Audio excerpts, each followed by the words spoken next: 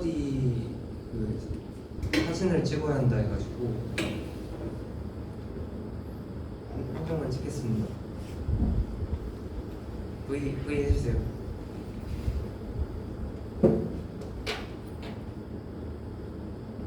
하나, 둘, 셋. 시작하겠습니다. 일단 다들 반갑고요. 저는 시스템 경영공학과 2학년 재학 중인 김규현이라고 합니다. 이 스터디를 하게 된 이유는 사실 저는 AI 쪽을 좀 공부하는 입장에서 딥러닝이라고 하는 게 사실 거의 대부분을 차지하고 요즘 연구되는 것도 사실 딥러닝이 되게 많고, 그리고 이제 성균관대학교 작업캠에 이제 AI 학회라고 있는데 이제 거기서도 막 이런 딥러닝보다 이제 상위 분야인 뭐 머신러닝이나 이런 것도 있지만 사실 딱 입문반은 딥러닝 입문반만 있거든요. 그래서 사실 AI에 대한 입문은 사실 딥러닝으로 하는 경우가 많아서 사실 이 반을 파게 되었고요. 그리고 제가 이따 또 말씀드리겠지만 이번 여름방학 때 AI 스터디를 진행을 했었어요. 저희 홈밋에서 몇 명 데리고 했는데 되게 어려워하더라고요. 그래서 막 이탈자도 생기고 그랬거든요. 근데 이제 또 학기 병행 중이시다 보니까 막 이제 막 강의를 들어오실 필요도 없고 그냥 이 강의 때만 좀 제가 쉽게 풀어가는 식으로 해가지고 그래도 쉽지는 않겠지만 다들 열심히 들어주시면 그만큼 도움이 되도록 많이 준비를 하겠습니다.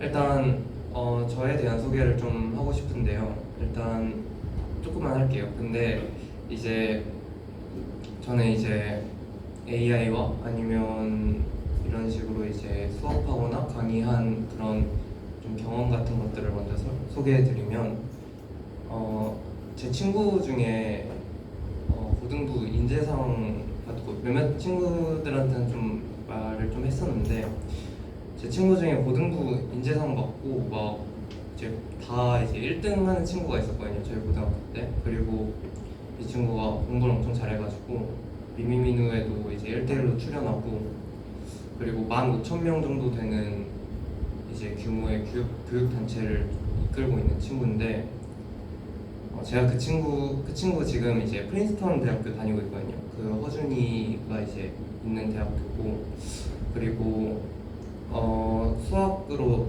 거의 세계에서 제일 유명하고 필즈상 받은 사람이 제일 많고 거기서 이제 수학과로 다니는 친구인데 제가 그 친구를 유일하게 또 이제 물리로 이겼어요. 그래가지고 그때 제가 다 퀴즈 만점 받아가지고 그 친구가 내가 하는 교육단체 좀 너가 물리를 좀 가르쳤으면 좋겠다 해가지고 이제 그 단체에서 물리를 좀 가르쳤었고, 그리고 물리 선생님이 되게 강의를 못 하셔가지고 보통 이제 제가 다 이제 친구들한테 가르쳐주고 그랬던 기억이 있습니다. 그리고 고등학교 3학년 때는 이제 제 친구랑 같이 이제 저희 학교에서는 되게 이제 인증 같은 거를 좀 하면 내가 이런 거 수상했고 아니면 공부를 되게 잘했고 이런 것들을 인증하면 수업을 개설할 수가 있었는데 거기서 이제 저랑 이제 코딩을 잘하는 친구가 있어가지고 그 친구랑 함께 이제 CSNP라고 이제 코딩 이제 강의를 열어가지고 교육을 했었습니다. 그리고 이제 대학교 와서는 앞서 말씀드렸던 것처럼 이번 1학기 때 AI 스터디 진행해가지고 거의 하루에 매일 있었어요. 동방에서 이제 거의 방학 때 주말 제외하고 매일 AI 같이 공부하는 모임을 운영을 했고, 그리고 지금은 이제 앞서 말씀드렸던 것처럼 AI 학회가 있는데 이번에 좀 지원자가 좀 많았어서 경쟁률이 한 4대1 정도 됐었는데 거기서 음성 AI 세션장을 맡고 있습니다. 그리고 지난 학기에는 이제 AI 관련된 대학원 강의를 들었고, 그래서 좀 저도 한번 다시 딥러닝을 다시 한번 되돌아보고 조금 더 많은 사람들에게 좀 설명을 드리고 싶어가지고 이 수업을 열게 되었습니다. 잘 부탁드립니다.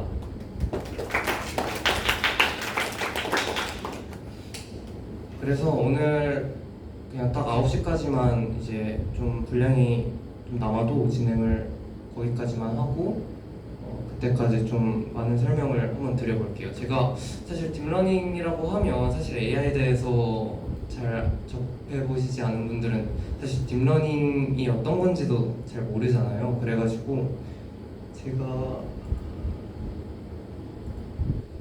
여기에서 이게 제 기계학습에서 배웠던 적용인데 이걸 먼저 소개를 드릴 거예요. 그래서 오늘은 사실 딥러닝에 대해서 좀 자세히 들어가기보다는 AI가 무엇이고 그리고 AI에서 이제 좀 되게 범용적으로 다뤄지는 것들 그런 거에 대해서 좀 개념을 한 번씩 짚어보는 그런 시간으로 좀 기획을 했습니다. 그래서 먼저 이 앞에 이제 화면을 보시면 이 AI라고 하는 게 이제 1번 근데 뒤에서도 잘 보여요. 이 AI라고 하는 거가 이제 1번으로 되게 큰 원이 있고 그 아래에 머신러닝이라고 하는 게 있고 그 아래에 딥러닝이라고 하는 게 있어요. 그래서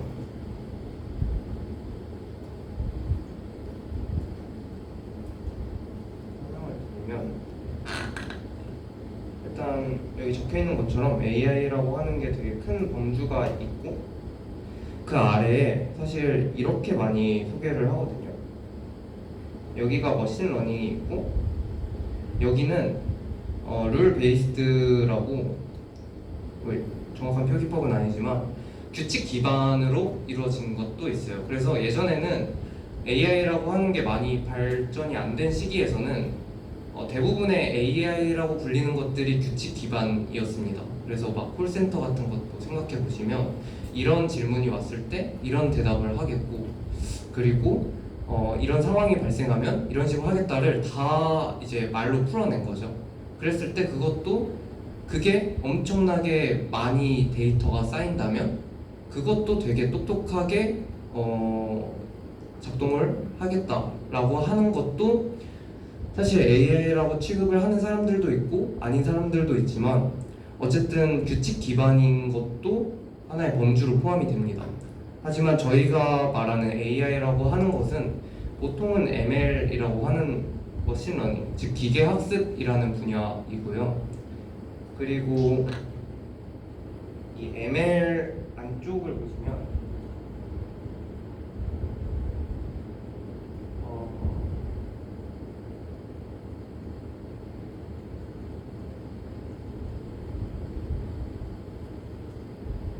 이렇게 또 세 가지로 나뉘거든요. 지도학습, 비지도학습, 강화학습 이렇게 머신러닝 아래에 이렇게 또 세 가지로 나뉘어집니다. 그랬을 때 이제 지도학습이 무엇이고 비지도학습이 무엇이고 강화학습이 무엇인지에 대해서 오늘 간략하게 좀 살펴볼 예정이에요.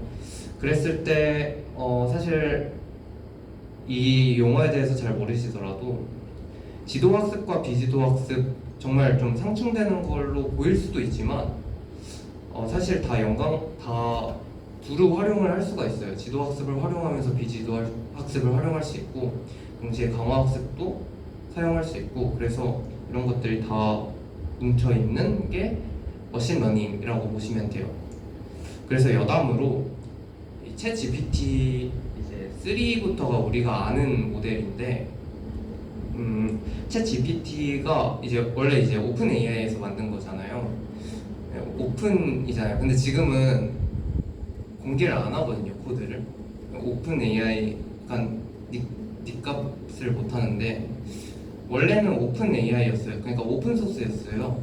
다 이제 이런 코드가 다 공개가 됐는데 챗GPT 2.5인가 거기까지 공개가 됐는데 챗 GPT-3가 나오고 나서부터 비공개로 했거든요. 근데 그 이유가 뭐냐면 성능이 너무 좋아져서인데 또 어른들의 사정이죠. 근데 이제 챗 GPT 2.5에서 챗 GPT 3.0으로 가는 순간 성능이 엄청나게 급격하게 높아진 이유는 많은 사람들이 분석하기를 강화학습이 적용되었기 때문이라고 말해요. 네, 그래서 이전에는 지도학습과 비지도학습으로 풀어내는 영역이었다면 이 강화학습도 이제 적용이 되면서 성능이 정말 대폭 향상이 되었다고 이제 말하고요. 그래서 이 세 가지 범주가 서로 너무 떨어진 건 아니다라는 걸 말하고 싶었어요. 그리고 그 안에 딥러닝이 있습니다. 머신러닝 안에 딥러닝이 있는데, 그래서 딥러닝은 지도학습 기반일 수도 있고 비지도학습 기반일 수도 있고 강화학습 기반일 수도 있고, 사실 이 안에 포함되어 있는 범주라고 생각하시면 되고, 그리고 이렇게 이제 그림을 그려두긴 했지만 요즘에는 거의 딥러닝에 대해서 연구와 딥러닝이 사실 이 그림으로만 그리면 거의 딥러닝이 이렇게 되고 머신러닝이 이렇게 될 정도로 딥러닝이 엄청나게 큰 그런 걸 이제 그런 범위를 좀 담당하고 있습니다.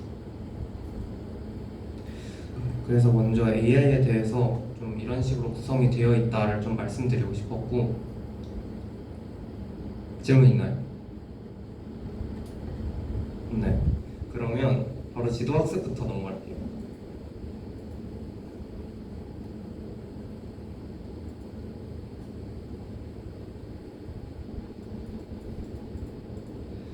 사실 이거는 저희가 이제 이번 여름방학 때 AI를 머신러닝을 공부를 했어요. 머신러닝을 공부하면서 딥러닝도 좀 공부하고 이제 그렇게 했는데, 이제 CS229라는 스탠포드의 강의를 좀 들으면서 공부를 했고, 이거는 이제 스탠포드사의 대학원 강의여가지고 여기서 되게 제가 좀 쉽게 설명을 한번 드려보겠습니다.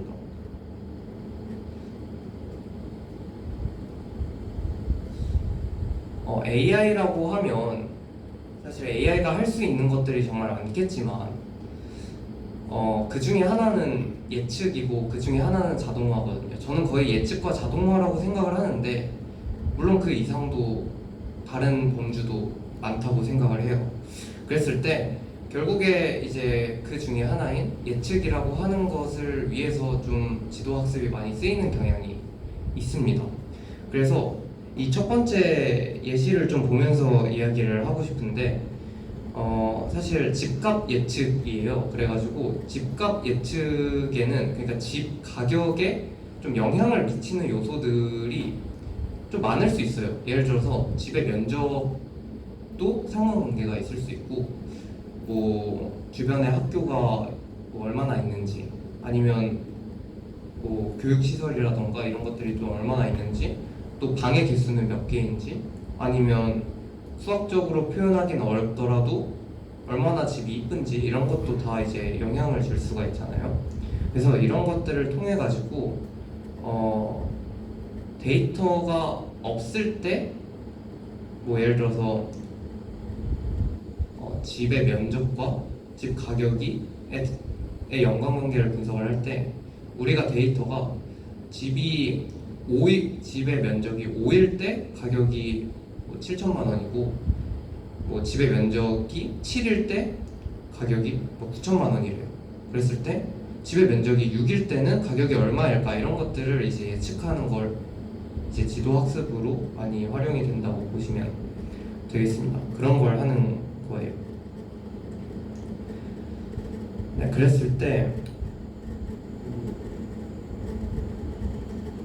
이제 다양한 데이터들이 있겠죠. 그래서 지도학습, 비지도학습, 강화학습에 대해서 좀 먼저 말씀을 드리면, 지도학습은 데이터가 있는 것을 바탕으로 학습을 하는 거고요. 비지도학습은 데이터가 없는 것을 바탕으로 학습을 하는 거고, 강화학습은 좀 논외거든요. 나중에 이제 한 번 더 설명을 드릴게요. 그래서 그렇게 구성이 되는데, 그래서 지도학습의 특징은 데이터를 기반으로 하기 때문에 정확하다는 것도 있고, 학습이 되게 어렵지 않다는 것도 하나의 장점이지만, 하나하나씩 다 데이터가 다 많아야 되고 라벨링을 우리가 직접 다 해야 되는 경우도 있다 보니까 가격이 굉장히 비싸다는, 학습하는데 가격이 굉장히 비싸다는 그런 단점이 있습니다. 그랬을 때 예를 들어서 이제 저희가 데이터가 다 있다고 한번 봅시다. 데이터가 다 있는데 예를 들어서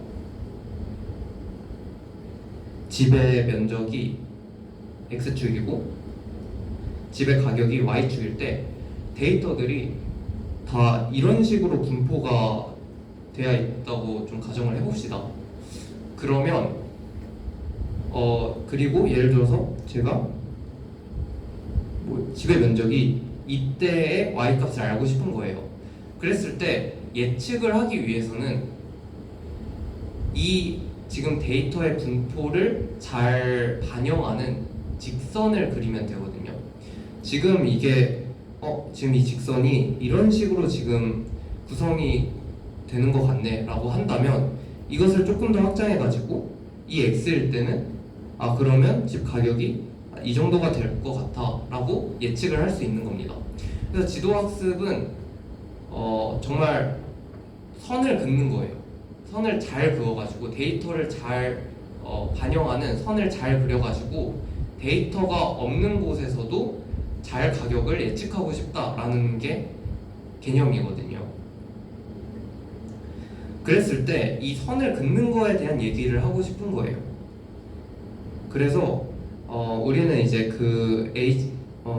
이를 잘 표현하기 위해서 hx는 세타 0 플러스 세타 1 x1이라는 1차 함수를 그리고 싶은 겁니다. 그랬을 때 이 세타 1은 기울기가 되겠고 세타 0는 이제 x가 0일 때 y 값이겠죠. 그랬을 때 이제 여기서는 어떤 얘기를 하고 있냐면 x가 하나가 아닐 수도 있어요. 네, 이거는 조금 더 어려운 거긴 한데 집의 면적만 사실 집 가격에 좀 상관관계가 있지 않을 수 있잖아요. 다른 요소들이 많을 수도 있는데 그랬을 때 여기서는 베드룸의 개수, 집의 면적, 그리고 뭐 예를 들어서 앞에 그런 앞에 예를 들어서 집이 얼마나 예쁜지 아니면 워크업을 한지 걸어 다니기 편한지 그런 것도 다 이제 상관관계가 될 수 있어서 그런 x1, x2, x3를 다 집어넣었을 때는 hx가 세타 제로 이런 식으로 이제 그려질 수도 있다는 겁니다. 그래서 이제 우리가 지금까지 알아본 거는 x와 y의 뭔가 이제 그냥 x, y 평면이었다면 그게 아니라 되게 그리기 어려울 정도로 복잡한 그런 그래프가 그려질 수도 있는 거예요. 그리고 이런 상관관계들을 이 x라고 하는 거를 피처라고 하거든요. 특징이라고 하는데 이런 x가 개수가 많아지면 많아질수록 그리고 그것을 더 정확하게 반영할수록 더 좋은 모델이 될 수 있을 겁니다.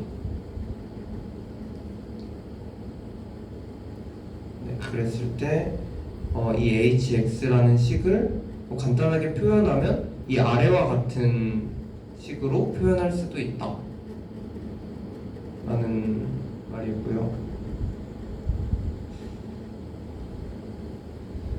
근데 이제 의문이 드는 게 뭐냐면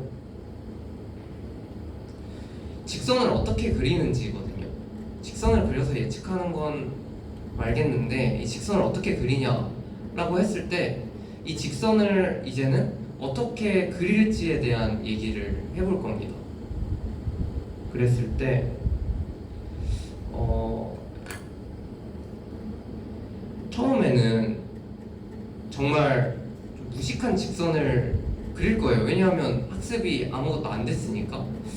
근데 이 직선을 그러면 얘가 잘 그렸는지 아니면 못 그렸는지에 따른 뭔가 좀 그런 지표가 있어야 되거든요. 뭐 예를 들어서 뭐 아래에서는 이제 코스트 펑션이라고 되는데 어떤 이제 우리가 함수를 세워가지고 이 함수의 이 값이 작으면 작을수록 성능이 좋고 크면 성능이 되게 떨어지는 거다 이러는 거에 대해서 측정할 수 있는 지표 같은 것들을 좀 먼저 설정을 해볼 거예요. 그래서 그렇게 봤을 때 이제 이런 직선을 이제 그렸다고 이제 가정을 해보면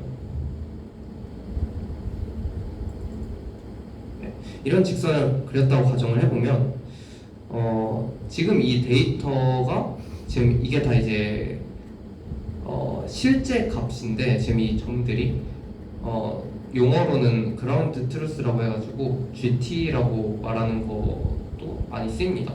그랬을 때 이 실제 값과 이 예측 값이 있는데 이 실제 값과 예측 값을 그냥 차이를 보면 되거든요. 그랬을 때 예를 들어서 지금 이 값이 실제 값이고 근데 이 AI는 여기로 예측을 했잖아요. 그랬을 때 이 차이가 어떠한 성능을 나타내는 지표가 될 수 있다는 거예요. 그렇게 봤을 때 어떤 우리가 이런 데이터가 찍혀 있는 그런 이제 상관관계를 보면 처음에 AI가 되게 직선을 이상하게 그려가지고 이런 식으로 그렸어요. 그러면 또는 뭐 이런 식으로 그리고 또는 뭐 이런 식으로 그려요. 그러면 이 실제 값과 거리가 다 멀겠죠. 하지만 얘가 직선을 되게 야무지게 좀 직관과 일치하게 그렸다고 해보면 이 각각의 점들과 예측된 값들에 대한 차이가 작을 거예요. 이런 식으로도 이제 성능을 측정할 수 있는 겁니다. 그래서 이제 아래 나오는 것처럼 이제 이 값들 예측 값과 실제 값의 차이를 다 더해요. 다 더하고 그것을 평균을 낸 값을 코스트 펑션 J세타라고 나타내고 싶은 겁니다. 그리고 이제 부호가 달라질 수도 있잖아요. 뭐 예를 들어서 여기서는 이제 이거에 이걸 빼면 양수가 되지만 이걸 빼면 음수가 나오는데 이거가 다 이제 거리를 뜻하는 거니까 편의를 위해서 제곱을 하기도 합니다. 뭐 다양한 이유가 있을 수 있는데 그런 부호 같은 것도 이제 신경 쓰지 않기 위해서 이제 이런 식으로 식을 쓸 수가 있는 겁니다. 그랬을 때 이제 h 세타 x는 예측한 값이 될 것이고 여기 yi는 이제 실제 값이 되니까 이것을 이제 제곱해서 다 더해주고 여기서는 2분의 1이라고 되어 있는데 뭐 사실 상관없어요. 어차피 우리는 그것을 최소화하는 게 목표이기 때문에 그래서 이렇게 이제 다 더해준 값으로 이 손실 함수라고 불리는 J세타를 만들 수 있는 겁니다. 그래서 우리의 목표는 이 J세타 값을 가장 작게 만들고 싶은 거예요. 네, 그게 목표입니다. 여기까지 이해 다 되나요? 돼요. 알겠습니다. 그러면 이제 우리는 이 값을 최소화를 시키고 싶은 거예요. 그러면 그냥 J세타를 그리면 돼요. J세타를 그리면 뭐 예를 들어서 이런 그래프가 나온다고 하면 누가 봐도 여기가 제일 좋을 거예요. 실제로 여기가 제일 좋아요. 근데 제가 앞서 말씀드렸던 것처럼 피처의 개수, 그러니까 x의 개수가 많아지고 그리고 식이 되게 복잡해지면 이 그래프를 그리는 건 불가능합니다. 실제로 눈에 안 보이고 그랬을 때 이 최소값을 그럼 어떻게 구할 거냐 라고 했을 때 정답은 기울기를 측정하면 돼요.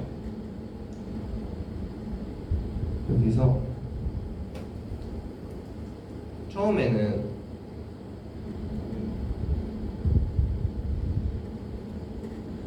뭐 예를 들어서 우리가 이 세타 제로라고 보이는 곳에서 시작을 했다고 한번 생각을 해봅시다. 그러면 이 세타 제로에서 이제 미분을 하면 기울기 값을 알 수가 있는데 당연히 음수가 나오겠죠. 큰 음수가 나올 거예요. 그러면 오른쪽으로 가면 돼요. 이 기울기 값을 구하고, 아니 이거 여기까지 안 갔는데, 이 기울기 값을 구했을 때 기울기가 음수일 때 오른쪽으로 이동하고 기울기가 양수일 때 왼쪽으로 이동하면, 그리고 그것을 반복하면 가장 낮은 곳을 찾아낼 수가 있다. 이게 요지입니다. 네, 그랬을 때 이제 여기서 이제 얘기를 해보면 조금씩 계속 내려가겠죠. 왜냐하면 기울기 값이 양수가 되니까 왼쪽으로 계속 이동을 해가지고 근데 여기서부터는 또 오른쪽으로 갈 거예요. 그래가지고 이쪽으로 수렴을 할 텐데 이걸 로컬 미니멈이라고 불립니다. 그래서 여기서 시작하면 여기에서 끝날 거고, 여기서 시작하면, 그리고 여기보다 왼쪽에서 시작하면 이 글로벌 미니멈에 수렴을 하게 될 거예요. 그랬을 때 그냥 이런 식으로 최소값을 찾을 수가 있습니다. 그래서 이 아래 식으로 이제 나타낼 수가 있는데, 여기서 이제 음수가 이제 나온 이유는 기울기가 양수일 때 왼쪽으로 이동해 주려면 빼줘야 되고, 기울기가 음수일 때 오른쪽으로 가주려면 더해줘야 되기 때문에 이렇게 마이너스라는 부호가 그냥 더 덧붙여질 뿐입니다. 그래서 되게 그렇게 복잡한 식은 아니고, 여기서 이제 알파라는 값이 있는데 이 알파라고 하는 걸 러닝 레이트라고 불리거든요. 그래서 한 번 진행할 때마다 얼마만큼 이동할지를 좀 나타내주는 식이에요. 그래가지고 근데 이게 이 알파라고 하는 값이 너무 작으면 너무 조금씩만 움직일 거고, 뭐 예를 들어서 너무 크다고 가정을 해보면 여기서 여기로 이동하고, 여기서 여기로 이동하고, 여기서 여기로 이동하고, 이런 식으로 글로벌 미니멈에 도착하지 못하는 경우가 발생할 수도 있어요.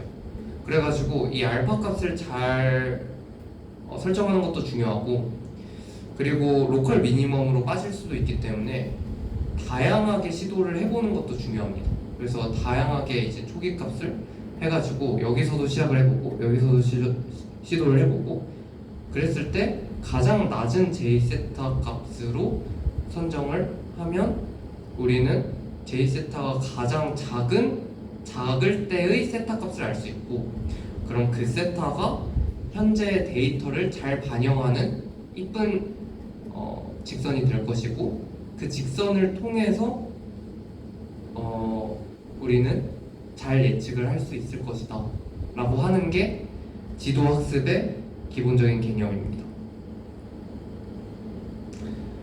네. 그래서 이게 지도학습이에요. 데이터를 좀 되게 많이 얻어와가지고 그거 바탕으로 되게 이쁜 곡선이나 직선을 만들어서 잘 예측해보겠다 라고 하는 게 지도학습에 대한 기본적인 개념입니다. 그리고 다음으로는 지도학습을 했으니까 비지도학습에 대해서도 얘기를 잠깐 해볼게요.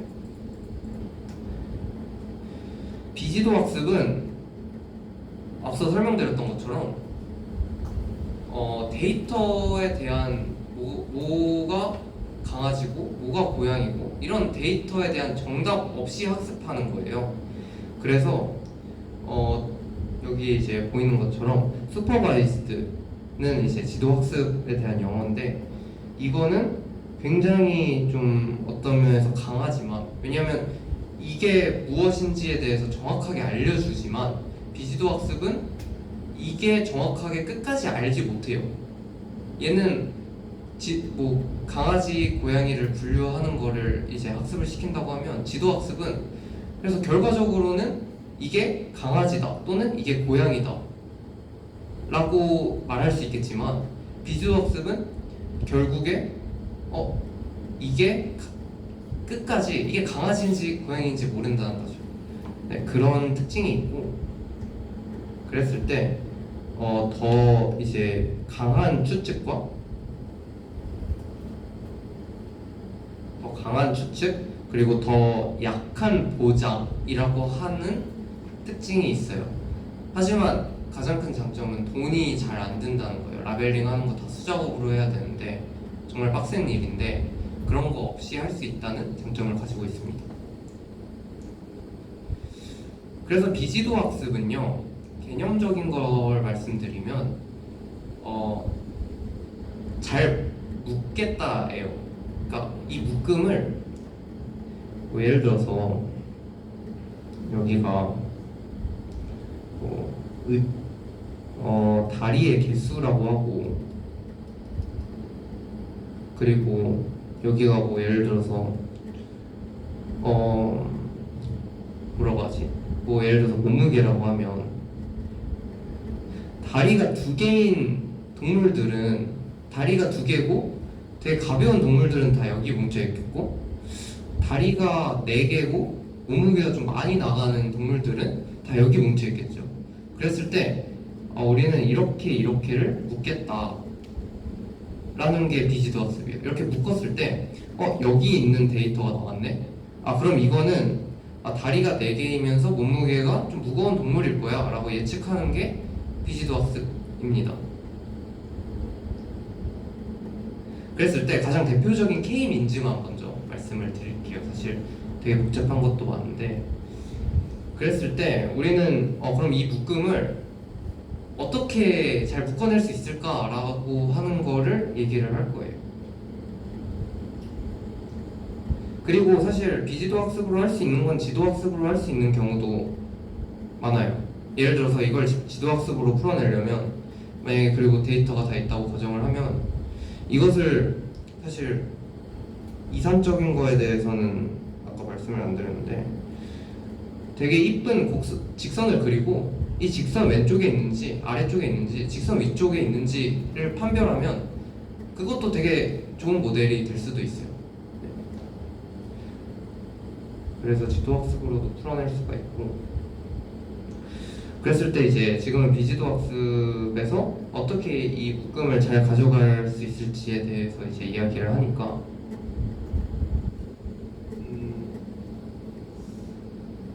이거에 대해서 이제 좀 설명을 드리면 먼저 우리가 2개로 분류하고 싶다고 해봅시다. 그랬을 때 사실 밑에서 나오는지 여기 나오네요. 사실 지도학습과 다르게 비지도학습은 정답을 모르기 때문에 우리가 이 데이터를 가지고 이렇게 2가지 묶음도 좋음일 수 있고 이렇게 4가지 묶음으로 나누는 것도 좋음일 수도 있어요. 그러니까 뭐가 좋은지 잘 모르겠지만 그거는 뭐 기계가 그런 것도 정할 수 있겠지만 뭐 인간이 정해보자는 거죠. 인간이 정했을 때 우리는 2가지 묶음으로 한번 나누고 싶다고 해봅시다. 그래서 이 데이터가 있고 지금 우리는 이것을 하늘색 묶음과 빨간색 묶음으로 잘 나누어 보고 싶은 거예요. 그랬을 때 우리의 딱 직관에 의하면 딱 이렇게 딱 나누는 게 가장 좋아 보이지만 그것을 어떻게 수학적으로 풀어낼 수가 있냐면요. 처음에 2개의 점을 랜덤하게 찍는 거예요. 2개의 점을 랜덤하게 찍습니다. 그랬을 때 뭐 예를 들어서 이제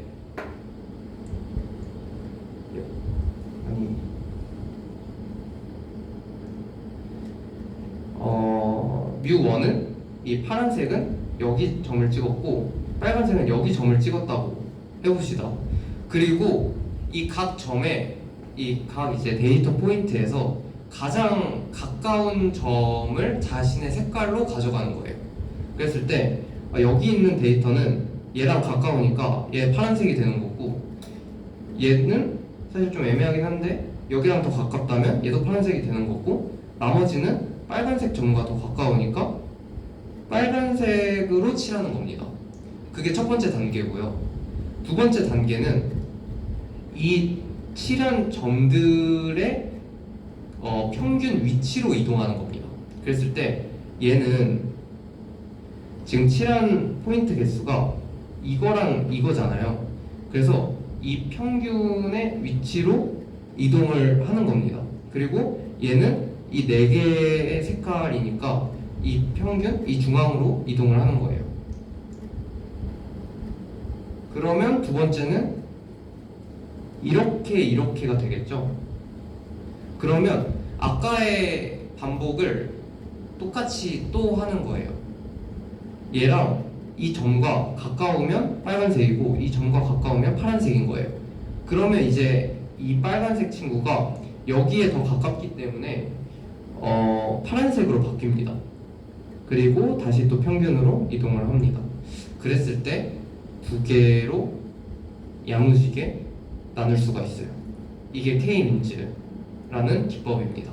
그렇게 했을 때 이제 뭐 강아지 사진을 보여주거나 고양이 사진을 보여줬을 때 이런 식으로 특징에 맞게 다 이렇게 집단이 형성이 되어 있는데, 그랬을 때 새로운 사진이 왔어요. 근데 새로운 사진을 보니까 딱 이렇게 점 찍혀요. 그럼 뭐 여기가 강아지다라고 하면 얘는 강아지입니다, 이런 식으로 답변을 할 수가 있는 거죠. 이게 비지도 학습입니다. 그리고 마지막으로 강화학습도 설명을 드리고 싶은데, 강화학습은 굉장히 분량이 진짜 많아가지고 그리고 되게 어려워가지고 간단하게만 설명하고 넘어가겠습니다. 강화학습은 알파고를 생각해 보시면 돼요. 저희가 이제 지난 AI 스터디 할 때 저희가 어떤 모델 만들었냐면 알까기 모델 만들었거든요. 알까기 하는 모델. 그래가지고 이름도 알까고라고 정했어요. 알파고가 아니고 알까기 하는 모델 해가지고 알까고로 정해서 또 이제 만들어서 이제 호텔 가가지고 저희 모델 시연했는데, 그때 이제 사용했던 자료입니다. 그래서 이 강화학습이라고 하는 건 뭐냐면, 이제 특징이 뭐냐면 장기적인 결과까지 고려할 수 있다는 게 강화학습의 특징이에요. 지도학습과 비지도학습은 지금 딱 이 데이터를 봤을 때, 그리고 새로운 데이터가 나왔을 때 얘는 이거일 것 같아 라고 예측을 하는 거라면, 강화학습은 사실 체스 같은 것도 생각을 해보시면 지금 퀸이 폰을 먹을 수 있는데 다음 턴에 바로 퀸한테 먹힐 수가 있잖아요. 그런 것들까지 다 고려를 해야 하기 때문에 그런 것들을 좀 취급하기 위해서, 그런 것들을 다 장기적인 결과까지 고려하기 위해서 강화학습이 많이 쓰여요.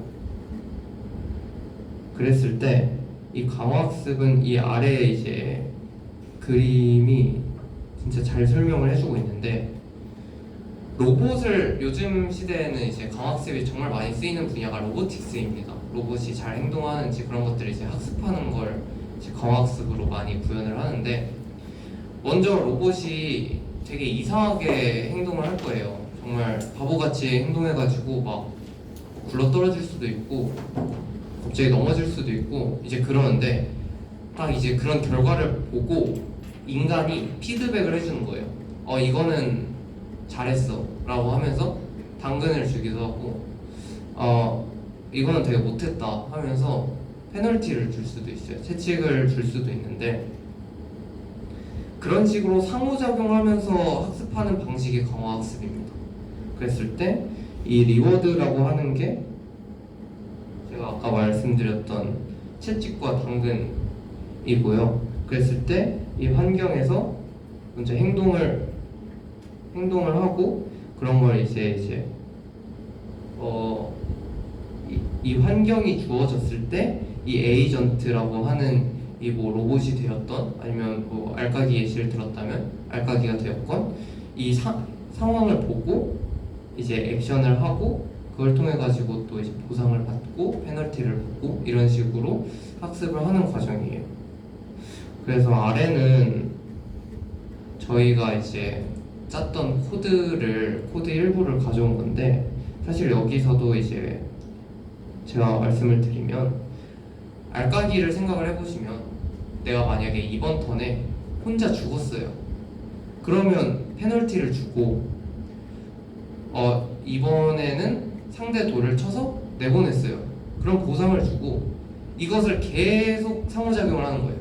그랬을 때 저희 코드도 보시면, 만약에 여기 보시면 잘 안 보이실 수도 있는데, 만약에 내가 흑돌인데 이번 턴에 상대 돌에 지금 리무브드 한 거 곱하기 15만큼 리워드를 주겠다. 내가 이번 턴에 상대 돌을 하나 쳐서 내보내면 15점 주고 1타 2피 하면 30점 주고 이렇게 보상을 주겠다 라고 하는 겁니다.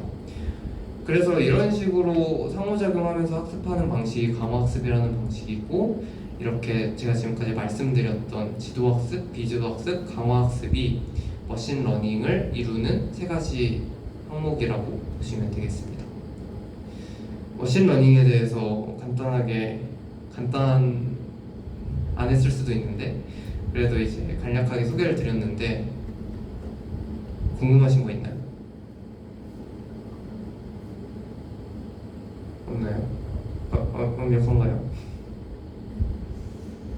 그렇다면 딥러닝에 대해서 소개를 하겠습니다.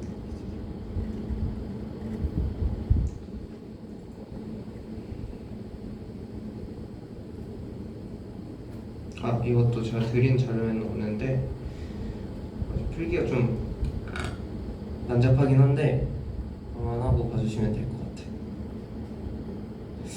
그래서 사실 저희가 지금까지 위에서 이제 배웠던 머신러닝이라고 하는 것들은 데이터를 다 이제 우리가 직접 뭐가 정답이고 뭐가 정답이 아닌지 라벨링을 해주는 것도 다 인간의 개입이 들어가고, 비지도 학습 같은 경우에서도 우리가 몇 개로 묶음을 나눌 거고, 그리고 비지도 학습을 위해서 좀 필요한 절차들 같은 경우에 또 이제 특징이라고 하는 게 뭐 예를 들어서 저희가 다리가 뭐 몇 개이고 이런 것도 다 예시로 들었잖아요. 그런 것들 추출 같은 거는 보통 인간이 하는데, 그런 거조차 AI한테 맡기겠다라고 하는 게 딥러닝이에요. 사실 이거는 좀 가르쳐 주시는 분들에 따라서 딥러닝에 대한 좀 소개가 많이 달라지긴 하는데, 제가 이렇게 또 배우기도 했고 또 다르게 알려주신 분은 딥러닝이라고 하는 게 왜 도입이 되었냐라고 본다면 더 데이터를 잘 표현하기 위해서라고 하는 경우도 있었어요. 그러니까 지금까지 보면 지도학습이나 이런 것들 보면 결국에 1차 함수거든요. 직선인데 현실에 있는 데이터들은 다 1차선으로 그릴 수 없는 그런 복잡한 것들이기 때문에, 이런 식으로 지금 이게 딥러닝이 이런 식으로 구성이 되어 있는데, 이런 식으로 엄청 복잡하게 만들어 가지고 유연하게 데이터를 표현하기 위함도 있어요. 그것도 딥러닝의 특징입니다. 그래서 이제 머신러닝은 그런 것들을 다 이제 인간이 특징 추출이나 이런 것들을 다 기본적으로 하고 그 다음에 이제 학습을 시키기 때문에 학습하는 시간도 굉장히 짧고, 돈도 사실 물론 지도학습이 돈이 많이 든다고 했지만 딥러닝에 비해서는 돈이 많이 안 들지만, 딥러닝 같은 경우에서는 그런 인간의 개입을 줄이는 대신에 굉장히 좀 학습 시간도 굉장히 길다고 보시면 돼요. 그래서 딥러닝이 2010년대 중반부터 굉장히 유행을 하기 시작했고 별로 안 됐어요. 그 이유가 하드웨어의 발전이거든요. GPU라고 하는 게 이제 굉장히 고도화가 됐고 그런 장비들이 따라줬기 때문에 학습 속도를 올릴 수가 있었고, 그래서 사실 딥러닝이 유행하고 있는 것도 있습니다. 그래서 굉장히 얼마 안 된 분야가 딥러닝이라고 보시면 돼요. 그렇습니다. 네, 그럼 이제 시작을 해볼게요. 사실 이것도 보여드리고 싶었는데 좀 시간상 생략을 하도록 하겠습니다. 이거 보시면 이거 그 딥페이크 그 뭐지? 그냥 가상으로 이제 만든 건데 요즘 이제 되게 동영상 같은 것도 이제 AI로 만들고 사진 같은 것도 AI로 생성하고 이런 것들이 되게 많은데 다 딥러닝으로 구축이 되었다라고 보시면 될 정도로 되게 유행하고 있으며 이게 이제 2025년 강의인데 2020년에도 굉장히 어려웠대요. 이런 짧은 5초 정도 되는 동영상을 만들기 위해서 50시간이 걸렸고 그 다음에 15,000달러가 필요했다고 하는데 이런 것들 다 근데 2025년 현재에서는 그냥 딸깍하면 된다. 굉장히 기술이 많이 발전했다 라는 것을 보여주는 그런 영상이었고요. 그리고 아까 이제 제가 말씀드렸던 것처럼 AI 안에 머신러닝이라는 게 있고 머신러닝 안에 딥러닝이라는 게 있습니다.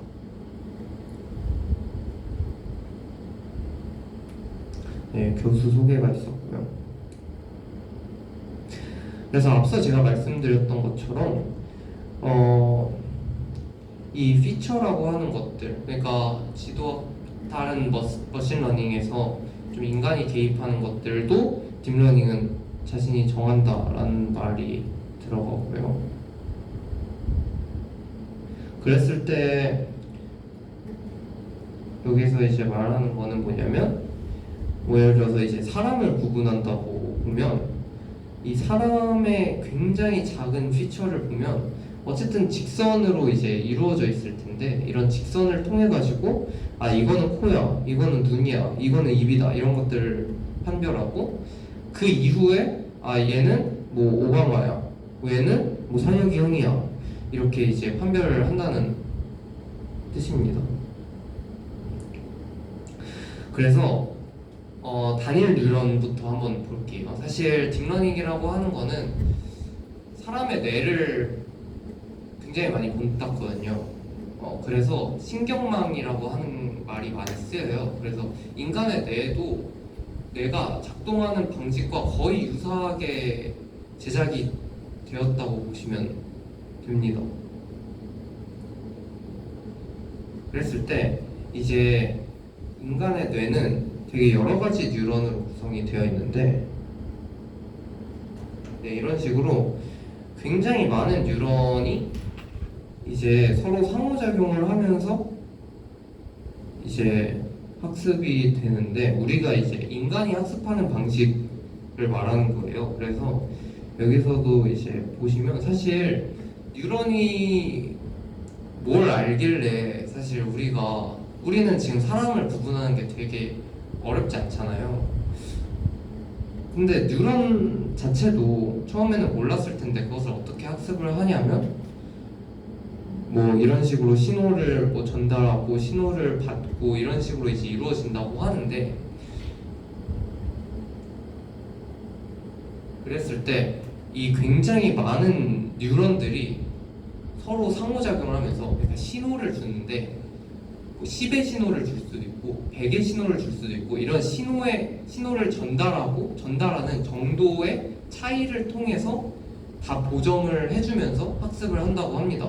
근데 이게 뉴런의 개수가 굉장히 많으니까 이런 정말 많은 것들을 학습할 수 있다고 하고요. 그랬을 때 이제 그것에 한 개의 뉴런을 먼저 본다는 겁니다. 그랬을 때 이 X1, X2, XM은 피처예요. 제가 지도 학습하면서 말씀드렸던 그 X입니다. 그러니까 뭐 집의 면적이 될 수도 있고 집에 뭐 예를 들어서 뭐 방의 개수가 될 수도 있는데 그런 것들을 지도 학습에서는 이게 집의 면적이야 이런 것들을 다 일일이 우리가 설정을 해줬다면 이 딥러닝에서는 이 X1, X2, XM이 그냥 그런 게 없는 거예요. 네. 그런 거 없이 학습을 합니다. 근데 유일하게 알고 있는 건 처음에 초기화된 가중치예요. 그래서 이 x1에 할당된 w1과 x2에 할당된 w2와 xm에 할당된 wm이 있다고 했을 때 이 가중치를 정말 좀 이상적으로 더하면 잘 표현할 수 있지 않을까라는 게 원리거든요.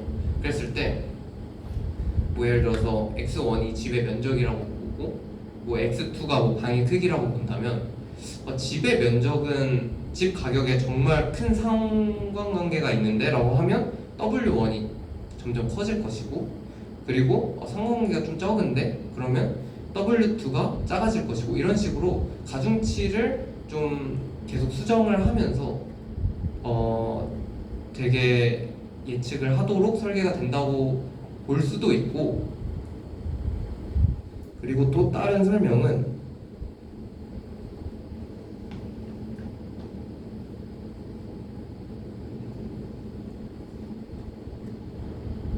예를 들어서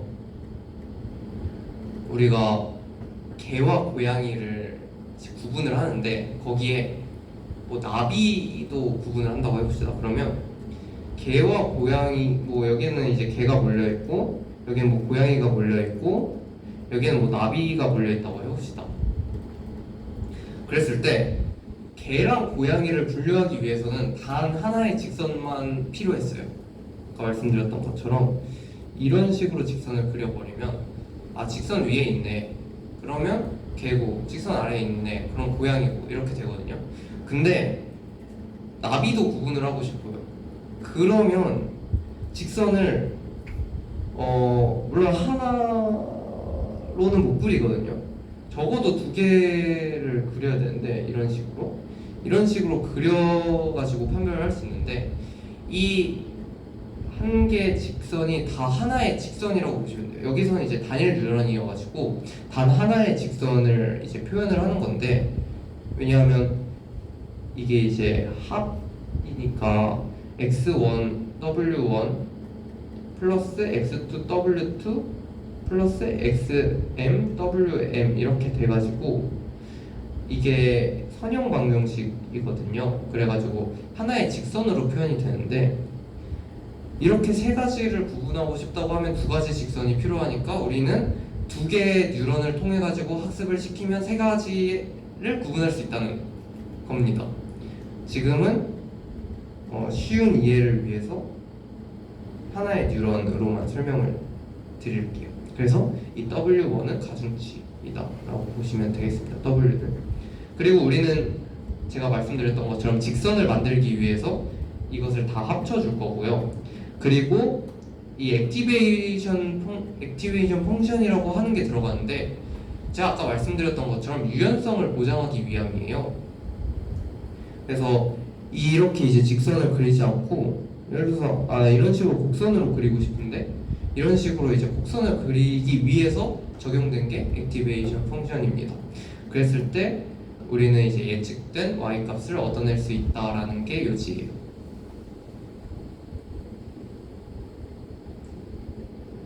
그랬을 때 뭐 예를 들어서 근데 좀 편향 같은 것도 좀 반영이 될 수도 있으니까 이제 x1, x2, xm 이런 거뿐만 아니라 여기가 이제 1이라고 한다면 여기서 이제 이 식으로 이렇게 표현을 할 수가 있거든요.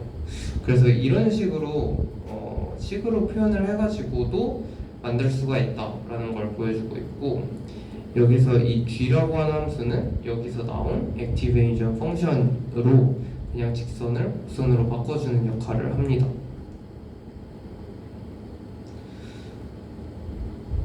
그리고 사실 이렇게 쓰는 거랑 이런 식으로 벡터를 활용해 가지고 쓸 수도 있고 똑같은 형식입니다.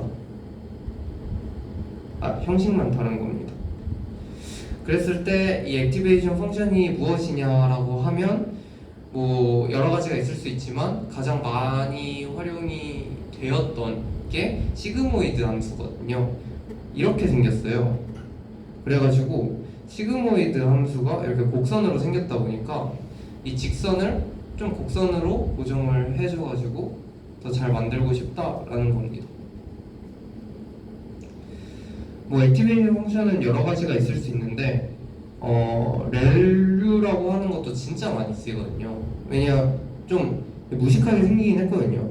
곡선이라고 보이기 어려울 정도로 x가 0보다 클 때는 그냥 y는 x고 x가 0보다 작을 때는 y는 0인데 이게 그래도 직선 두 개가 있다 보니까 이게 선형은 아니잖아요. 선형은 그냥 하나의 직선인데 이게 비선형이에요. 그래가지고 이것도 진짜 많이 쓰는 것 같아요. 저는 이걸 제일 많이 본 것 같고, 왜냐하면 학습이 빠릅니다. 왜냐하면 되게 막 뭐 시그모이드 펑션은 뭐 2에 뭐 마이너스 x승 이런 게 들어가는데 그냥 되게 단순해가지고 그냥 이런 식으로 표현이 되거든요. z는 이제 0보다 크면 z를 반환하고 0보다 작으면 0을 반환한다. 이렇게 딱 단순하게 돼가지고 렐류라고 하는 게 액티베이션 펑션으로 되게 많이 활용이 됩니다. 그래서 아까 제가 설명드렸던 것처럼 모델의 비선형성을 도입하기 위해서 액티베이션 펑션이 들어가요. 그래서 아래의 이제 데이터 셋 같은 경우는 직선으로 절대 설명을 할 수가 없기 때문에 이것을 곡선으로 고정을 해주는 작업을 액티베이션 펑션이 기여한다 라고 보면 되겠습니다. 네, 그랬을 때 아까 제가 설명드렸던 것처럼 이렇게 직선을 만들 수 있고요. 그랬을 때 이 직선을 통해서 예측을 할 수가 있습니다. 그래서 예를 들어서 이 점이라고 보면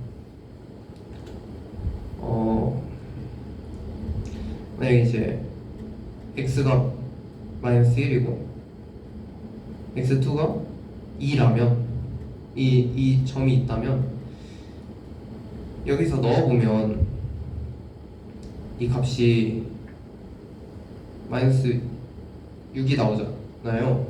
마이너스 6이 나오는데 이게 이제 시그모이드 펑션이 만약에 들어갔다고 해보면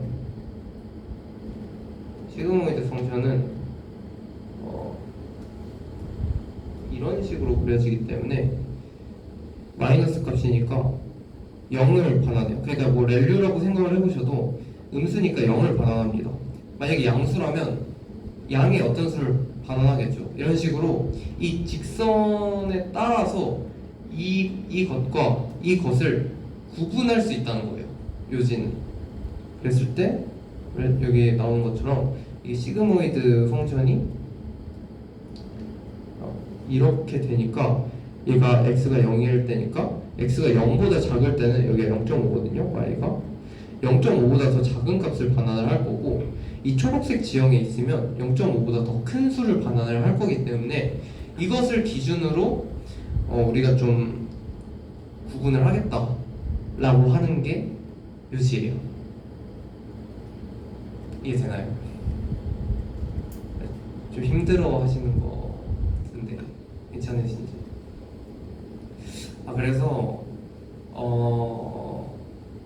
사실 다 AI를 공부하기 위해서 모인 것도 있고, 그리고 사실 저는 딱 이 정도 배우면, 이 정도 좀 공부를 하고 이 정도 이해하면 좀 어디 가서 좀 AI 쪽 전공을 안 하더라도 AI에 대해서 좀 이야기할 수 있는 정도가 되지 않을까라고 싶어서 이렇게 이제 기획을 한 거고,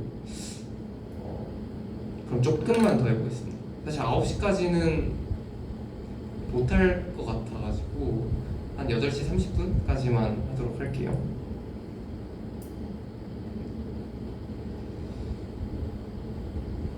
그래서 이제 한 개의 뉴런을 봤으니까 여러 개의 뉴런을 보고 싶은 겁니다. 그랬을 때 단순하게 보면 아까 이제 하나의 뉴런이 이런 식으로 이제 그려지는 걸 볼 수가 있었고, 이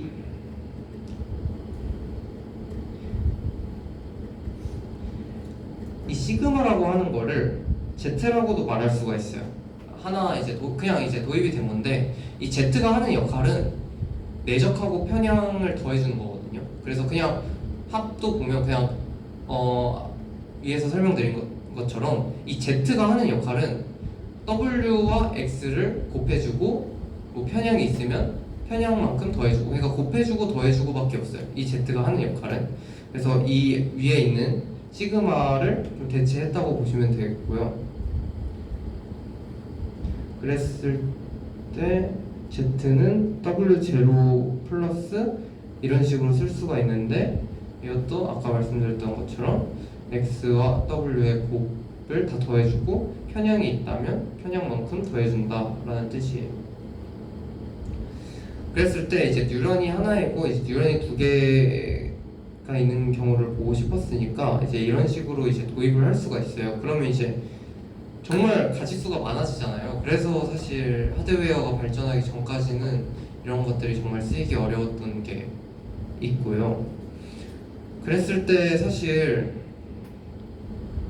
다 이제 똑같은 x1, x2, xm으로 z1과 z2가 만들어지겠지만 초기 값이 다 다르기 때문에 다른 z1과 z2가 만들어집니다. 그래서 여기가 뭐 w1, w2, w3, w4, 5 뭐 이런 식으로 둔다면 각각의 w가 다 다른 값이기 때문에 다 다른 z 값이 만들어지고, 그랬을 때 저희가 원하는 개와 고양이와 나비를 구분하기 위해서 두 가지 다른 직선을 그릴 수 있는 거예요. 그랬을 때 이거는 그냥 코드인데, 요즘은 그냥 이런 것들을 일일이 다 계산하지 않고 다 그냥 내장 함수로 호출이 가능하다고 하고요. 그랬을 때 이런 식으로 그려지는 게 싱글 레이어 뉴럴 네트워크입니다. 네. 딥러닝이라고 하는 게 딥 뉴럴 네트워크거든요. 그래서 신경망을 이제 굉장히 꼬아놓은 형태, 신경망을 이제 구현한 형태인데, 싱글 레이어라고 불리는 이유는 여기서 이게 하나이기 때문인데요. 만약에 여기서 한 번이 더 있고 여기서 더 꼬아지고 이것을 바탕으로 또 예측을 한다면 싱글 레이어가 아니라 멀티 레이어가 되는 거고, 이런 식으로 구성이 됩니다. 그랬을 때 이것을 히든 레이어라고 불리기도 해요. 왜냐하면 눈에 안 보이기 때문에. 인간은 입력과 출력은 볼 수 있지만 이 안에서는 어떻게 작동하는지 모르는 히든 레이어라고 하거든요. 그래서 이것도 하나의 여담이지만 AI라고 하는 거에 대해서 앞으로의 또 연구 분야가 몇 개가 있을 거 아니에요. 근데 정말 주목받는 분야 중에 하나는 XAI라고 하는 거거든요. 요즘의 AI는 입력과 결과는 볼 수 있지만 그 안에서 어떤 과정과 어떤 이해를 통해 가지고 이런 식의 결론을 이끌어내는지 몰라요. 네. 그 중간 과정을 아무것도 모르는 게 한계거든요. 요즘 AI의 한계인데, 그래서 그런 것들을 이해해 보려고 하는 연구도 정말 많이 나오고 있고, 그래서 AI를 싫어하는 사람도 봤어요. 네. 코밋에 있는 분인데 나는 이 AI에 대해서 좀 중간, 이게 어떻게 이런 결과를 내는지 모르는 이런 것을 좀 공부하는 게, 난 명확한 걸 공부하고 싶은데 이런 식으로 하는 게 난 별로다 이렇게 이제 보기도 하는데, 어쨌든 그래서 이 히든 레이어라고 존재하는 것을 인간이 추측하기도 굉장히 어렵고 안 보이기 때문에 이런 것들을 좀 이해하려는 시도도 요즘 되게 많아지고 있다는 것을 느낍니다.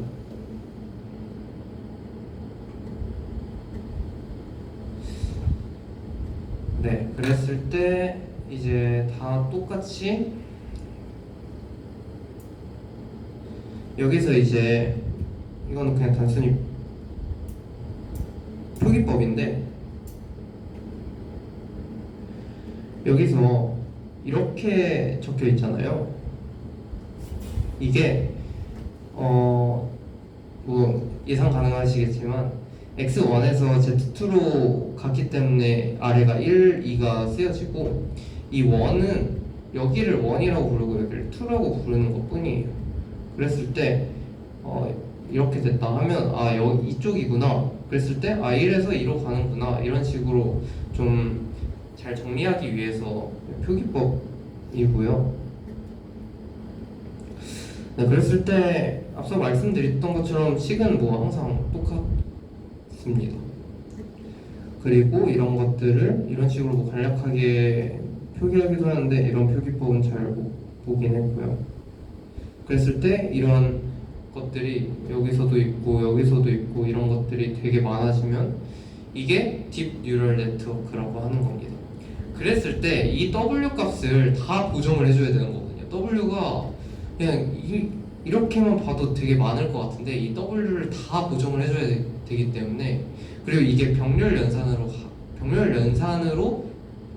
작동이 학습이 가능하기 때문에 GPU가 중요한 겁니다. GPU는 병렬 연산을 위해서 이제 구축된 하드웨어인데 이렇게 이제 좀 무식하지만 이게 굉장히 다 이 반복적인 작업이잖아요. 그래서 병렬 연산이 가능한데 그래서 이제 엔비디아가 엄청 뜨는 게 있고요.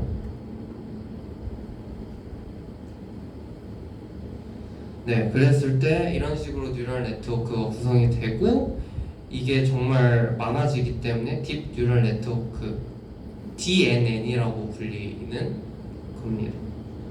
DNN이라고 불리기도 하고 딥러닝이라고 불리기도 하고 딥 뉴럴 네트워크라고 불리기도 하고, 이제 제가 듣는 수업 중에 심층 신경망 개론 있는데 심층 신경망이라고 불리기도 하는데 어쨌든 그거는 이제 한국어로 번역된 것일 뿐이고요.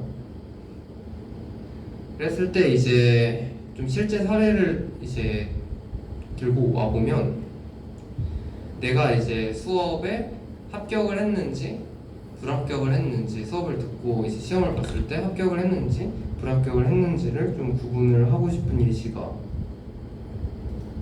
있습니다. 그랬을 때 이 X1, X2를 예를 들어서 이 number of lecture, 너가 수업에 참석한 횟수라고 보고 X2는 너가 기말 프로젝트에 얼마나 시간을 썼는지가 각각의 피처가 된다고 해보면 이런 식으로 데이터가 있대요. 그랬을 때 이 X1이 너가 수업에 얼마나 참석했는지, 그리고 이 X2 축이 이제 기말 프로젝트에 얼마나 시간을 썼는지고, 그리고 왜 레전드지? 어쨌든 여기서 패스, 페일로 이제 나눠 이렇게 색깔로 구분을 할 수가 있다고 했을 때 만약에 보라색이라면 패스일까요? 페일일까요?를 이제 예측하는 거고, 앞서 말씀드렸던 것처럼 지도학습으로 풀 수도 있고 비지도학습으로 풀 수도 있지만 이 딥러닝이라고 하는 것은 액티베이션 펑션을 통해서 유연하게 가져갈 수도 있고, 그리고 굉장히 복잡하게 설계가 되어 있기 때문에 더 유연하게 반영을 할 수가 있는 거거든요. 그래서 딥러닝으로도 이런 문제를 풀 수가 있습니다. 그랬을 때 이제 이렇게 이제 히든 레이어를 한 개인 걸 바탕으로 한번 예측을 해본다고 합시다. 그랬을 때 X1, X2 이렇게 두 개가 있었고 이 출력은 하나가 있었고 그 다음에 바이너리였어요. 0 또는 1로만 출력을 하는데 여기서는 0.1라고 써놨네요. 어쨌든 0 또는 1 이렇게 두 가지로 출력을 할 수가 있습니다. 그랬을 때 이제 처음에 딱 해보고 돌려본 거예요. 그랬을 때 예측은 0.1인데 실제는 이제 패스였어요. 그러면 이제 예측을 못한 거잖아요. 근데 그 이유는 아래 제가 적어드렸던 것처럼 훈련이 안 되어 있기 때문에, 처음에는 제가 아까 말씀드렸던 것처럼 가중치가 무작위로 초기화되기 때문에 얘가 되게 이상한 답변을 많이 할 거예요. 정확하지 않을 거고, 그렇기 때문에 이 W 값을 잘 고정을 해주는 게 중요한데 오늘은 거기까지는 못 나갈 것 같아요. 왜냐하면 되게 좀 복잡해가지고 전까지만 하도록 하겠습니다. 근데 여기서 이제 W 값을 고정해주고 W 값을 최적화해주는 게 이름이 역전파거든요. 역전파 이론이라고 하는데 굉장히 중요한 이론이에요. 나중에 설명드릴 기회가 있을 거예요. 그랬을 때 저희가 지도학습 사실 딥러닝을 원래는 이제 머신러닝에 대해서 말씀을 안 드리고 딥러닝부터 말씀을 드리려고 했는데 제가 좀 준비를 하다 보니까 이런 것들을 다 알아야 될 것 같아가지고 좀 머신러닝에 대해서 간단하게 소개를 해드렸던 건데 앞서 지도학습에서 말씀드렸던 것처럼 여기서도 얘가 예측을 얼마나 잘했는지 못했는지 좀 정량화를 할 수 있어야 해요. 그래서 지금 학습이 잘 안 돼 있네. 그러면 어떤 식으로 보정해야 되는지도 알고 싶기 때문에 이것을 정량하는 게 필요한데 여기에서는 이런 식으로 표현을 할 수가 있습니다. 로스 펑션이라고 하는 손실함수인데요. 제가 왼쪽 아래에 적은 것처럼 똑같습니다. 지도학습 때 우리가 본 것처럼 또 똑같이 지금 우리가 예측한 값과 현실의 값을 차이를 절대값을 씌울 수도 있고 아까 본 것처럼 제곱을 할 수도 있고 그렇게 이제 해서 다 더해주고 평균을 낸 것을 로스 펑션으로 둘 수 있는 거예요. 그랬을 때 로스 펑션이라고 하는 값이 작을수록 성능이 좋겠죠. 그래서 그것을 최소화하는 게 목적입니다. 그래서 경험적 손실이라고 하는 게 있는데 이거는 이제 뭐 큰 의미가 있는 건 아니고 훈련 데이터에서의 평균 오차를 말해요. 그래서 아래 어디지? 네, 여기 mean squared error라고 하는 게 MSE이거든요. 이 식이에요. 이 식인데 이 지도학습에서 쓰인 거랑 정확히 똑같은 식이에요. 네, 지도학습 때 우리가 본 것처럼 이 실제 값에서 예측한 값을 빼고 제곱하고 다 더해주고 이제 데이터 개수만큼 나눠준 것을 이 오브젝티브, 로스 펑션, 코스트 펑션 다 똑같은 말인데 그것으로 두고 싶다 그리고 그것을 최소화하고 싶다 라고 하는 것도 하나의 방법이고 사실 이 손실 함수의 종류는 되게 다양해가지고 위에 제가 바이너리 크로스 엔트로피 로스인데 굳이 아실 필요는 없을 수 있지만 이진 분류에서는 이것도 되게 많이 쓰여요. 네. 그랬을 때 이제 이거는 이제 이진 분류가 아까 말씀드렸던 것처럼 지금 보는 것처럼 0 또는 1로 출력을 하는 건데 이것도 이제 아래 제가 왼쪽 아래에 조금 이제 유도를 해두긴 했는데 어쨌든 말씀드리고 싶었던 거는 이 로스 펑션을 정의하는 건 되게 여러 가지일 수가 있다. 아까 말씀드렸던 것처럼 제곱일 수도 있고 절대값일 수도 있고 아니면 또 다른 어떠한 모양일 수도 있다. 또 정답이 있는 건 아니에요. 그랬을 때 이제 이런 것들 출력 같은 걸 보면 0.1이다 그러면 이제 0을 반환하고 아까 이제 봤던 것처럼 0.8일 때는 1로 반환하고 0.6일 때는 1로 반환하는데 실제 값이랑 틀리다 얘 맞다 이런 식으로 평가를 할 수가 있어요. 네, 그래서 이런 식으로 로스 펑션을 이제 구현을 해서 평가를 합니다. 그리고 이제 이게 가장 대표적으로 많이 보여지는 건데 이거의 이름은 mean squared error여가지고 MSE라고 쓰이는 거고 되게 많이 언급이 됩니다.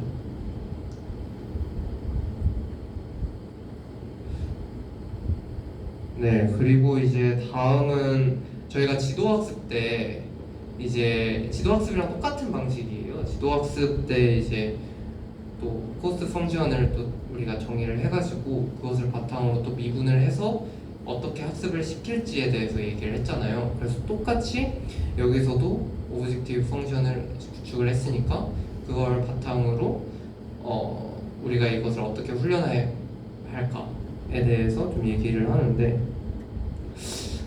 제가 아까 말씀드렸던 역전파 이론이 이 파트인데 사실 이 강의에 저는 되게 어렵게 배웠는데 저기 앉아있는 형하고 어렵게 배웠는데 사실 이 강의에서는 되게 쉽게 되게 단순하게 설명해가지고 저도 안 한다고 했지만 되게 단순하게 설명을 드리겠습니다.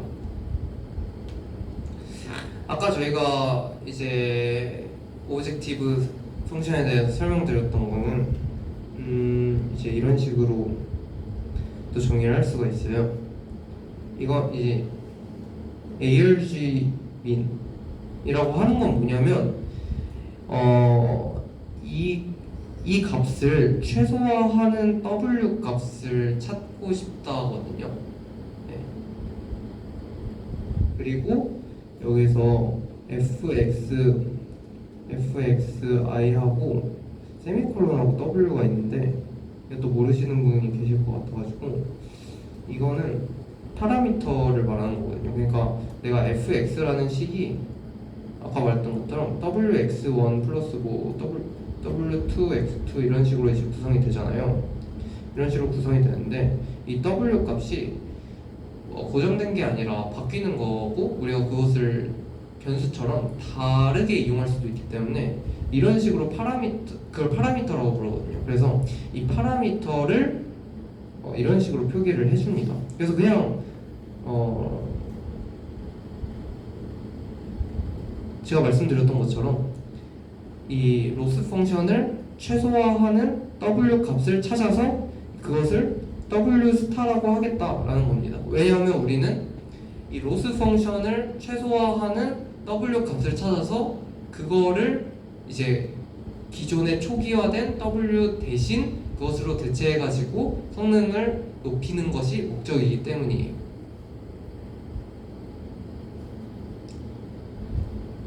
그래서 이런 식으로 그릴 수가 있고 JW 이렇게 설명을 할 수가 있습니다.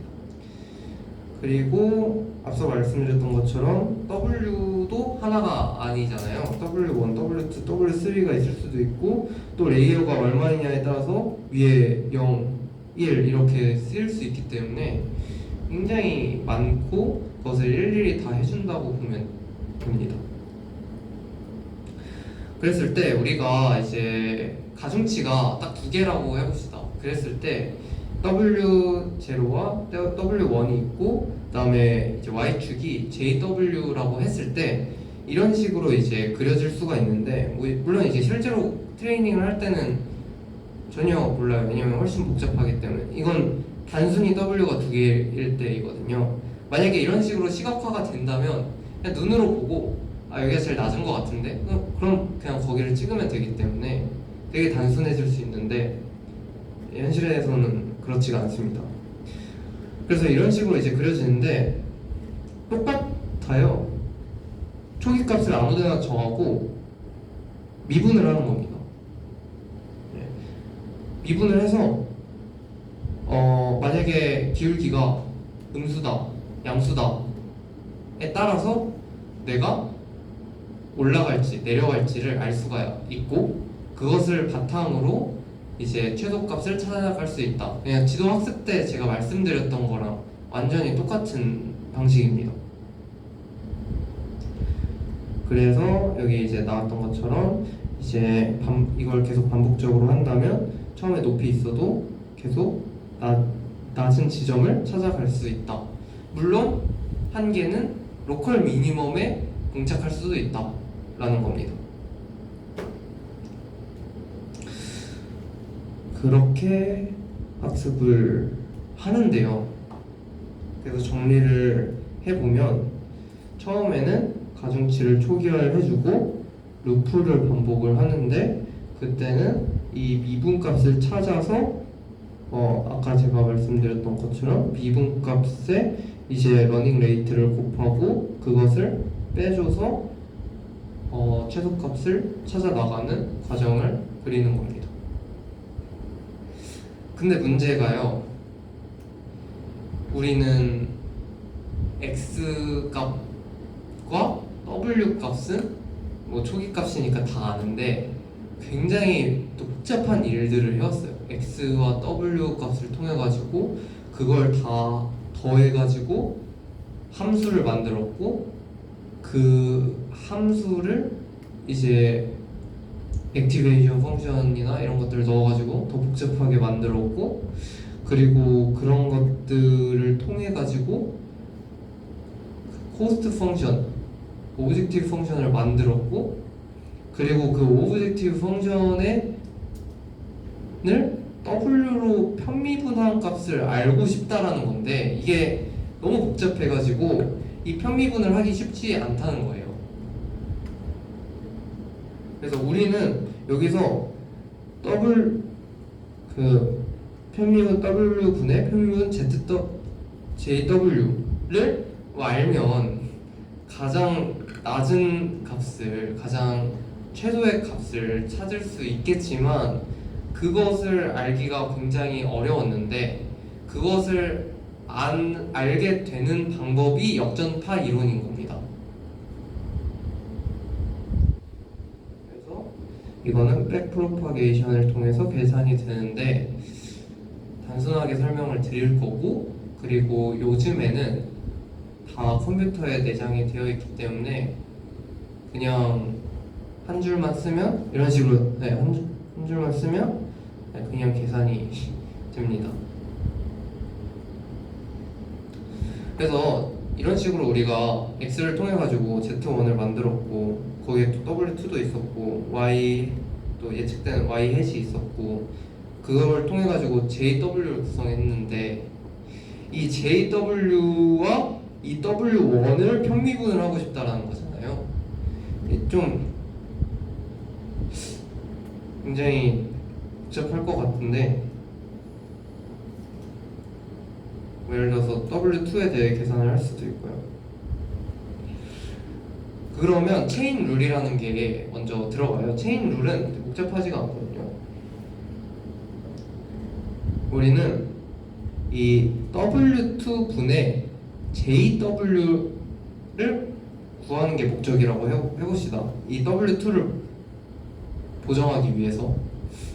그러면 이거를 이렇게 쓸 수가 있어요. 이거는 되게 이해하기 어렵지 않다고 생각하는데, 그냥 단순히 그냥 y를 그냥 양변에 곱해준 거거든요.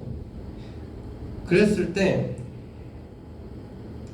원래는 우리가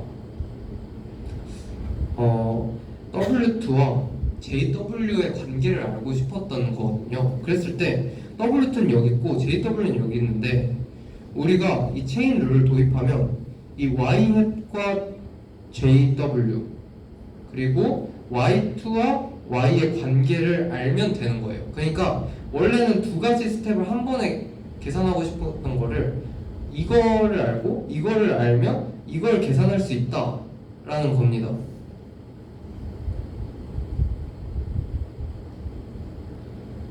그리고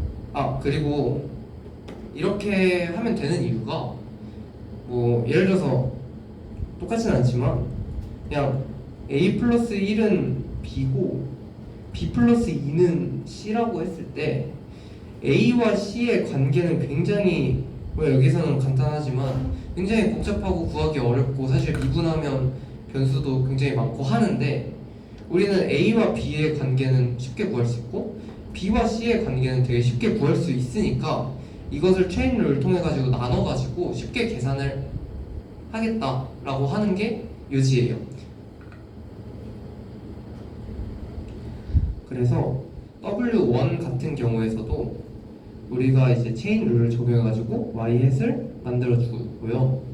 이것도 똑같이 그냥 양변에, 그러니까 분모와 분자에 이제 y 햇을 이제 곱해 준 거고, 그리고 이거를 해보면 이 y-hat과 y-hat과 jw는 또 이제 굉장히 단순하게 또 이제 해석이 될 수 있는데 w1과 y-hat은 아직 멀거든요. 아직 멀어가지고 이것을 한 번 더 체인 룰을 해주고 싶다라는 거예요. 그랬을 때 네. 잠시만요.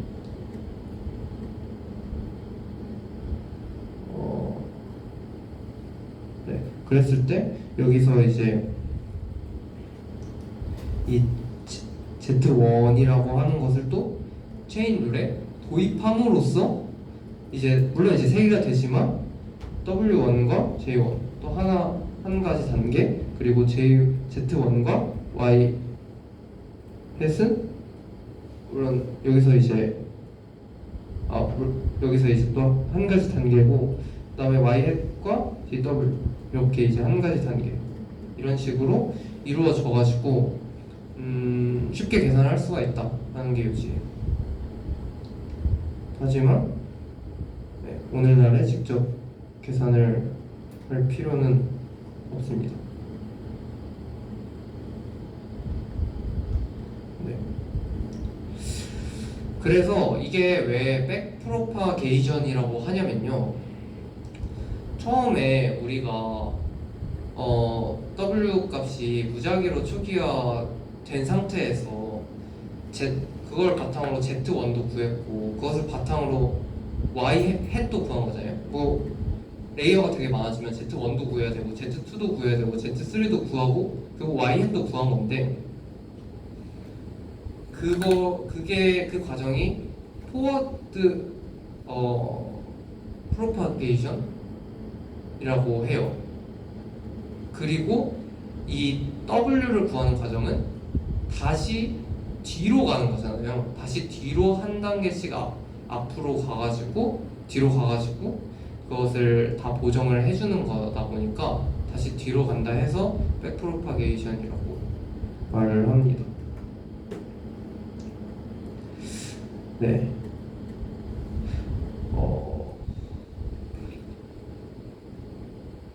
네, 어쨌든 굉장히 어렵다고 하고요. 그리고 로스 생션은 이제 옵티마이즈 하기 어렵지만 이런 식으로 작동을 하고 저희가 앞서 설명드렸던 것처럼 이거는 이제 러닝 레이트여가지고 한번 보폭을 얼마나 가져갈지라고 하는 건데 만약에 굉장히 스몰 러닝 레이트라면 아까 제가 설명드렸던 것처럼 굉장히 조금씩 이동할 건데 대신 굉장히 라지 러닝 레이트라면 최소값을 찾아 나가지 못하기 때문에 이 러닝 레이트를 잘 정의를 해주는 게 중요하다는 뜻입니다.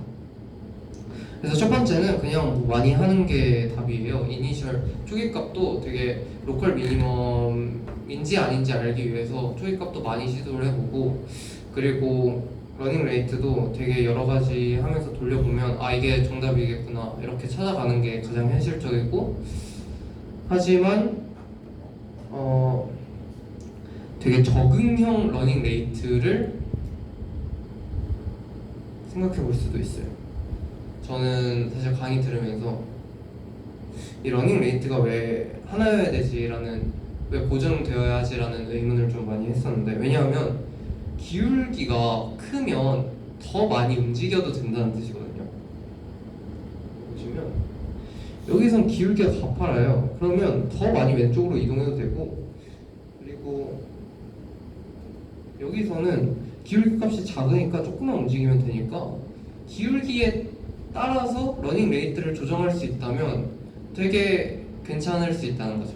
근데 그런 얘기를 좀 하시더라고요.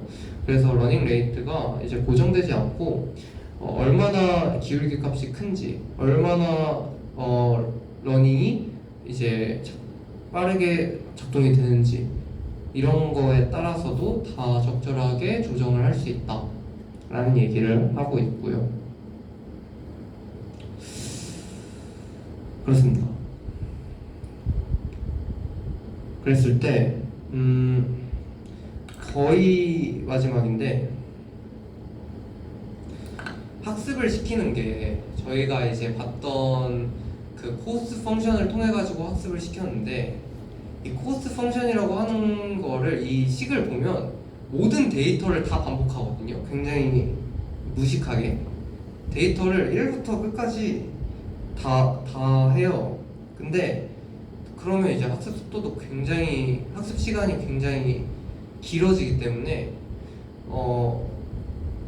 이 학습 방식을 좀 바꿀 수 있지 않을까라는 얘기를 하고 싶은 겁니다. 그래서 그레디언트 디센트, 우리가 이제 봤던 이제 기울기 값을 통해 가지고 최적점을 얻어내는 것을 그레디언트 디센트 GD라고 하는 방식이고, 그리고 스토카스틱 그레디언트 디센트라고 하는 거는 한 개의 데이터만 보는 거예요. 모든 데이터를 다 보지 않고 딱 한 개의 데이터만 보겠다라는 건데, 사실 다 장단점이 있어요. 사실 이 SGD라고 불리는 거는 굉장히 빠르겠지만 굉장히 좀 한 개의 데이터가 그 데이터셋의 전체를 대표하지 않기 때문에 굉장히 위험할 수도 있고, 반면에 GD, 그냥 그레디언트 디센트는 그것을 대표하는 평균값으로 계산을 하기 때문에 굉장히 좋지만 시간이 되게 오래 걸린다는 단점이 있어서 미니 배치라고 하는 게 도입이 됐습니다. 그래서 미니 배치라고 하는 건 뭐냐면, 그냥 B개의 데이터 포인트만큼 하겠다라는 거예요. 한 번에 뭐 B가 여기서는 미니 배치라고 하는데 한 번에 뭐 32 또는 128 같은 규모로 구성이 된다고 하는데, 하나도 보지 않고 모든 걸 다 보지도 않고 나는 32개 또는 128개 정도만 보고 결정을 해서 그것을 평균을 내서 미분을 해서 더 이동을 하겠다 라고 하는 게 미니 배치입니다.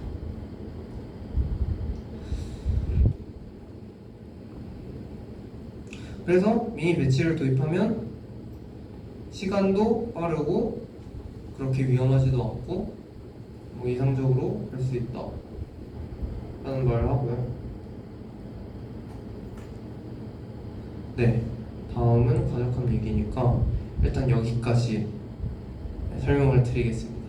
사실 1시간 40분 동안 수고 많으셨고, 오늘 했던 걸 얘기를 정리를 해보면 AI에 대해서 좀 얘기를 해봤어요. AI에 대해서 얘기를 해보고, AI 안에 머신러닝이 있고 머신러닝 안에 딥러닝이 있다. 머신러닝에는 지도학습, 비지도학습, 강화학습이 있으며, 지도학습은 데이터 라벨링, 정답 데이터를 기반으로 학습하고, 비지도학습은 그런 게 없이 그냥 잘 먹는 게 중요하고, 강화학습은 이제 잘하면 보상을 주고 못하면 페널티를 주는 방식으로 상호작용하면서 학습하는 방식이다. 그리고 딥러닝, 그 안에 이제 하위 집단에 이제 딥러닝이라고 하는 게 있는데, 딥러닝은 굉장히 복잡하기 때문에 하드웨어가 발전한 2010년대 중반부터 각광받기 시작했고, 그것을 바탕으로 굉장히 인간의 신경망처럼 인간의 뇌와 본따 가지고 설계를 해서 굉장히 여러 가지를 되게 유연하게 학습할 수 있는 장점이 있다. 이렇게 정리를 할 수 있을 것 같습니다.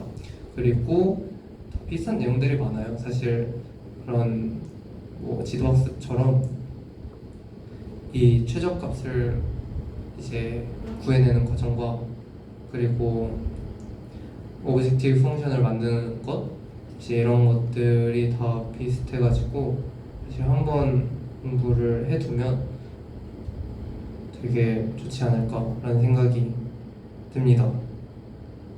질문 없으시면 네, 오늘 여기까지 하겠습니다. 감사합니다.